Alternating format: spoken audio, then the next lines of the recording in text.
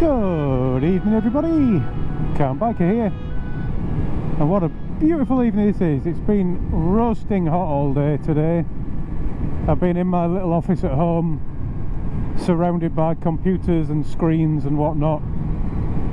A lot of building work going on nearby, so if I open my window all I can hear is banging and clattering, which isn't good for your concentration when you're trying to write software. So I've been very hot, and now it's, what time is it? Oh, can't actually see on there, but I think it's about 8:30 on a Friday evening, and it's got lovely and cool.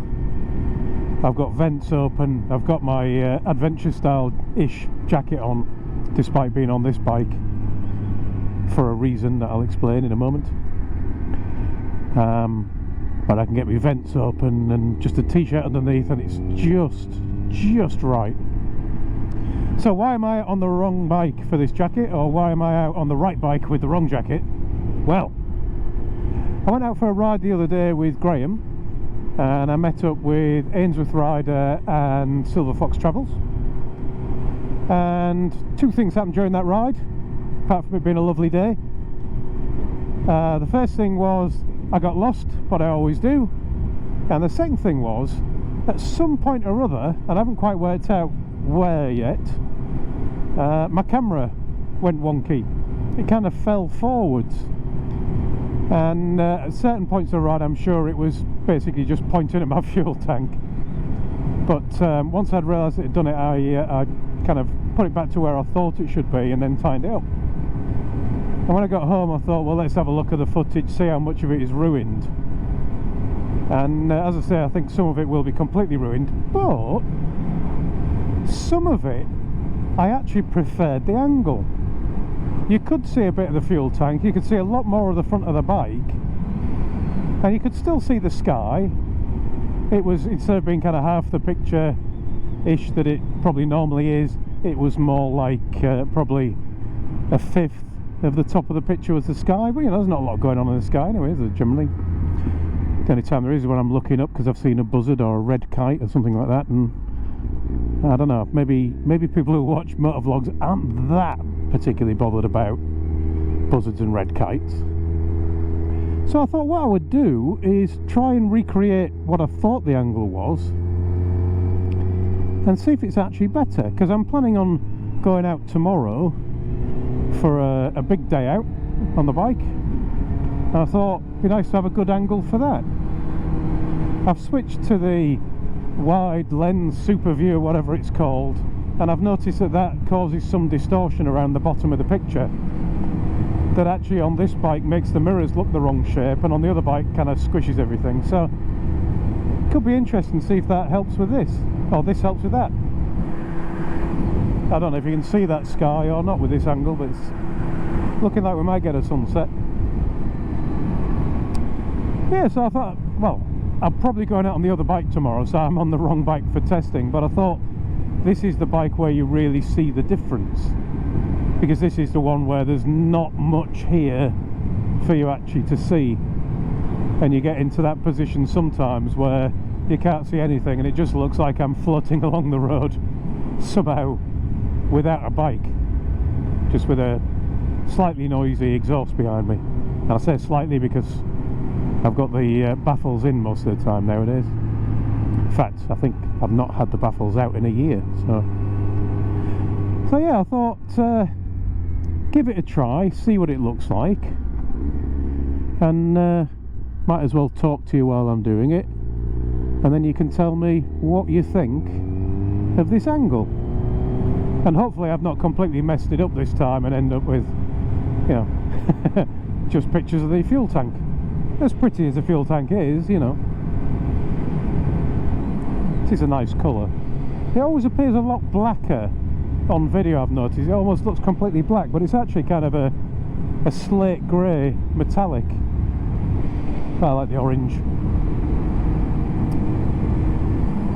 Of course, I really need to try it on this bike to see if the angle works on this one as well, because I don't really enjoy fiddling about with the angle all the time. I like it that I can have the same one on both bikes. So we'll see. hopefully all is good. I'm going to go and head home now. Hey, I'll just have a quick run through the town centre, see how many drunks there are on a Friday night. Is that a good idea? Given my encounter in the past with a drunk woman under a handbag. But once you get out on the bike, you don't want to put it away, do you? Especially when it's just a little ride like I've just had. All of 5 minutes. The tyres won't be warm yet on this one. I'm completely covered in flies though. My visibility is spotty. This time of night you really do attract the flying insects with your headlamp, don't you? And on the other bike there's nothing in the way to stop them slapping you straight in the face.